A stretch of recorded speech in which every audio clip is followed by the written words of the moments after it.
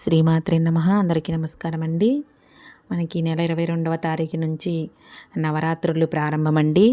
దేవతలు సైతం అమ్మవారిని కొలుచుకునేటటువంటి గొప్ప నవరాత్రులండి 22వ తారీఖు నుంచి ప్రారంభం కానున్నాయి. అలాగే మన కేపీహెచ్బి ఎల్లమ్మ బండలో వెలసి ఉన్నటువంటి శ్రీ కనకదుర్గ నలపోచమ్మ తల్లి దేవాలయంలో అమ్మవారికి 9 రోజులు కూడా అంగరంగ వైభవంగా ప్రతిరోజు అభిషేకము, ఇంకా సాయంత్రం కుంకుమార్చన కార్యక్రమం ఉంటుందండి. అలాగే 22వ తారీఖున ఉదయం 8 గంటలకి పసుపు బండారి పండుగ కార్యక్రమం ఉందండి. కాబట్టి ఖచ్చితంగా దగ్గరలో ఉన్నవారు ఖచ్చితంగా ఈ పండుగలో ప్రతి ఒక్కరు పాల్గొనాలండి.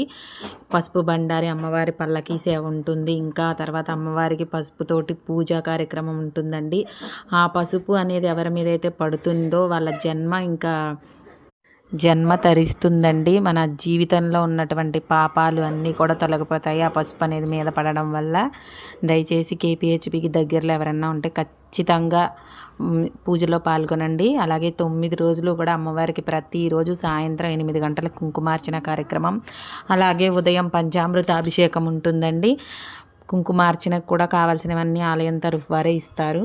పంచామృత అభిషేకానికి కూడా ఆలయం తరఫు వారే ఇస్తారండి. మీరు తేవాలి అనుకుంటే పాలు, పెరుగు, పంచామృతానికి సంబంధించినవి కూడా మీరు తెచ్చుకోవాలనుకుంటే తెచ్చుకోవచ్చండి. దగ్గరలో ఎవరన్నా ఉంటే మాత్రం ఖచ్చితంగా ఒకసారి గుడికి రండి. జై దుర్గా, జై జై దుర్గా, జై భవానీ.